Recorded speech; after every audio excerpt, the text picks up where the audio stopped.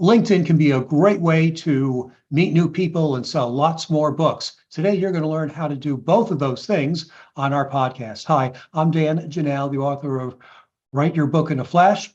I help business professionals and healthcare professionals write their books as a ghostwriter, book coach, or developmental editor. You can find more information at writeyourbookinaflash.com. Today, I want to introduce you to Donna Serdula. She has authored 2 editions of LinkedIn Profile Optimization for Dummies. She is the founder and president of Vision Board Media, a professional branding company that helps individuals and companies tell their unique stories on LinkedIn and beyond. In her website, there's a dash in here. It's her website, LinkedIn-makeover.com, where she and her team of over 20 writers and coaches help people collide with opportunity and transform their lives via future-forward career branding. She has been interviewed on Forbes, Business Insider, NBC, SiriusXM, all over the place. And we're delighted to welcome Donna to our show today. Thank you. Thank you for coming, Donna. How are you today?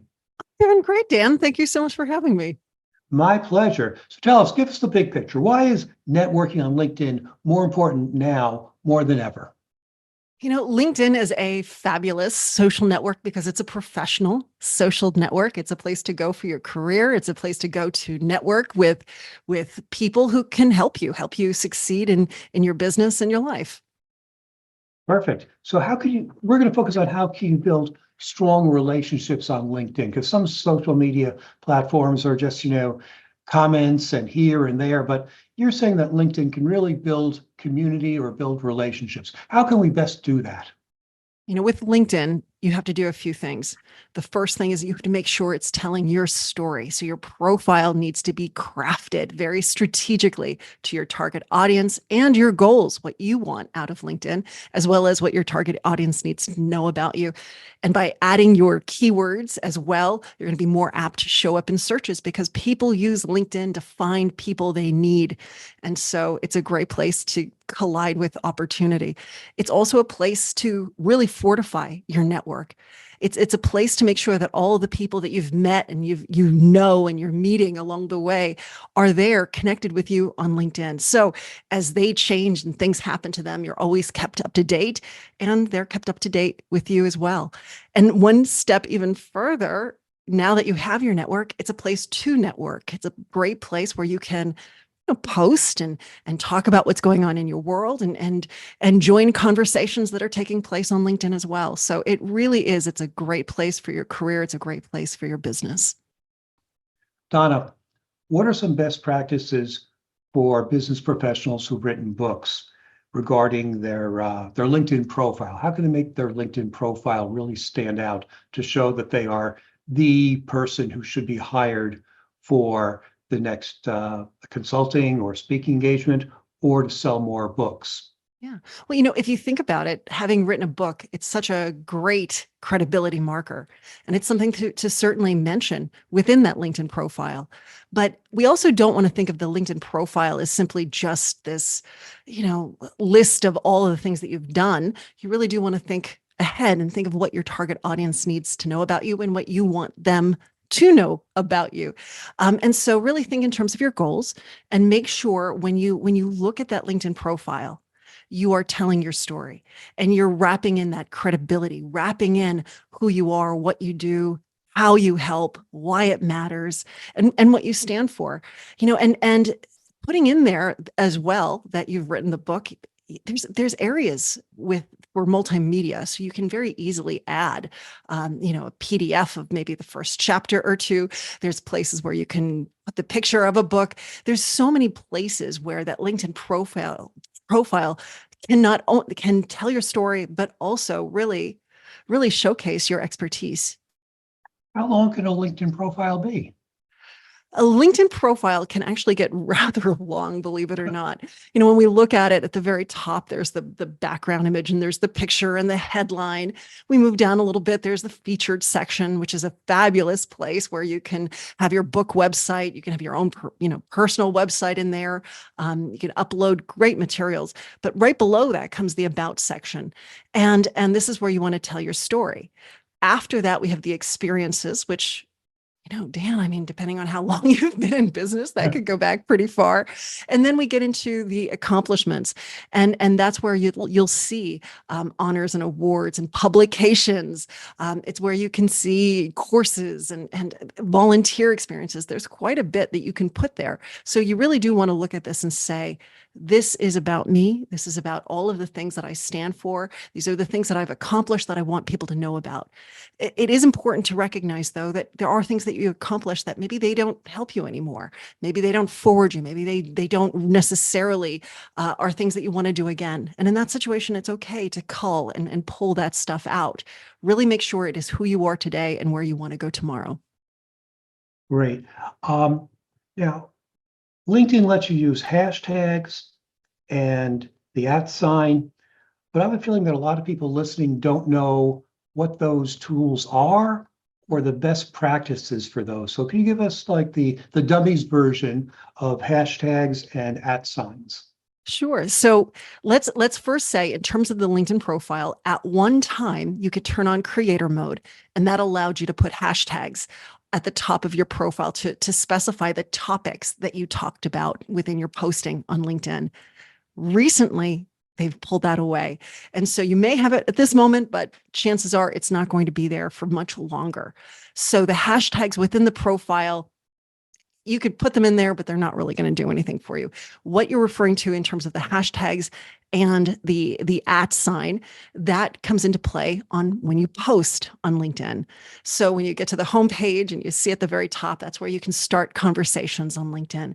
And if you use a hashtag, it's a way of indexing your information and letting people realize, okay, I can click on this, I can get to other posts that are about this topic, and it's a way of intersecting with topics that you really like.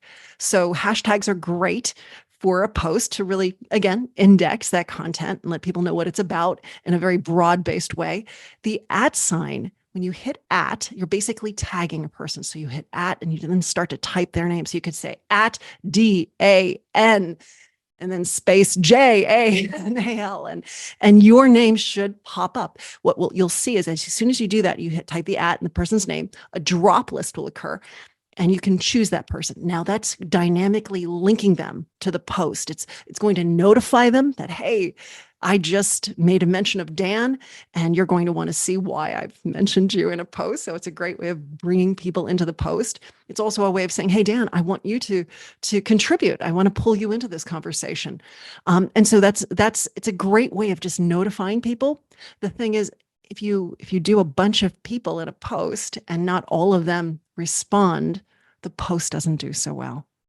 So you want to make sure that if you tag someone, that's a person who's going to respond, and maybe even notifying them ahead of time that you're doing it is a good idea. You can also do an @tag in the comments of a post, and that doesn't really harm you if a person doesn't respond. So it's a good way of bringing people to your post. Interesting. I've been the recipient of some people tagging me and 30 other people. And when I'm the only person tagged, it sounds like it's very personal. When I'm one of 30 people, it sounds like a cattle call. Are there best practices for tagging people, and what? Can you tell us a little bit more about the under the hood deep secrets of LinkedIn, and why they will promote a post and why they will not promote a post? Yeah. Well, I will say this. I agree with you 100%. When I see my name nestled in 50 other names, it does feel a little cold. But at the same time, you have to say, hey, high five to that person. They recognize something, which is when you post on LinkedIn, a little bit of marketing, a little bit of a push is something that's going to help it. So that's not a bad thing, is to say, hey, let's work to make this post work and do well. So for that manner, I'm like, I'll tip my hat at you, but just not every day. In terms of why do some posts do well and why some don't, it all comes down to engagement. You want to have a post that engages people, that gets people to take an action. And that action could be to like it. It could be to comment on it, but it could also be to repost it. It could be to save it. It could be to send it. right? It could be to did I say save already? But it could Yeah. be to save it as well. So anything, even those things that aren't that obvious, right? Because have you ever seen there's a post that does really well, but the engagement doesn't seem quite there. And you're like, why is this post doing so well? Well, chances are people are hitting the see more link to expand it. A lot of people are hitting the see more link because it's interesting. Maybe then people are sending it or saving it or reposting it. And that's what's causing it to get that little bit of an uplift. It might not be getting as many likes or as many comments, but there's other ways of engaging with a post that are almost invisible to many of us. So those are the reasons why a post will do well, is that people are finding it fascinating and they're engaging with it. And when they engage with it, LinkedIn says, wow, this post is good. It's making people do something. It's not making people escape the site, right? So they want people to stay on LinkedIn. That's why you find that very few people put links to, in their post, because LinkedIn's like, hey, why should I send this post out there? And it's sending people somewhere else to read an article, or it's sending them, away from LinkedIn. So that's one of the reasons why you often will see someone say, hey, the link is in the comment. It's a way of getting around that little algorithm thing. Yeah, I'm glad you brought that up. I was going to ask that as my next question about the do's and don'ts of using links like, hey, I wrote this new book. You can buy it on Amazon. Click here, or read more about it. Click here. And I heard from another seminar about a year ago that no, you don't do that for the exact reasons that you said. LinkedIn does not want people to leave. And this is a seminar in real time. And one woman posted something and he said, put the link in the comment.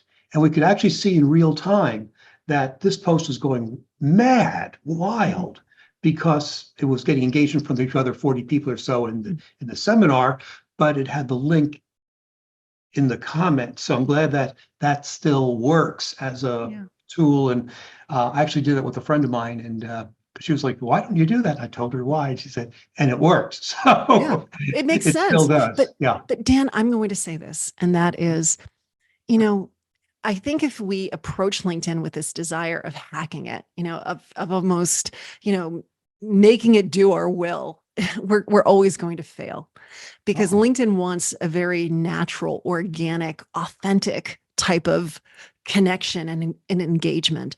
I do think that, for authors, you wrote a book, that's awesome, and which tells me that you have something to say. So look at LinkedIn as a way to educate your audience. Use it as a way of getting your message out there and adding value every day or every other day, or if it's once a week, that's fine, but consistently post. And if you do want to send out a post that has a link, to Amazon, do it. Do it, and recognize that, hey, you know what? Maybe next week do it, but put it in the comments. Don't just shy away, because LinkedIn's algorithm is constantly shifting. It's constantly changing. And even though that works right now and it's been working for a while, I don't think it should stop a person. If you have a post or an article that you think is great, go ahead, link to it, tell the world why you like it, and ask for engagement in the comments. Say, like, what did you find, intriguing about this? Or what did you learn? Or what would you like to add? Ask the audience, ask those LinkedIn members for them to engage with you. And sometimes if you make it easy for them to engage, they will engage. And then you'll find that you might have a link, but it's still working because people are engaging with you anyway.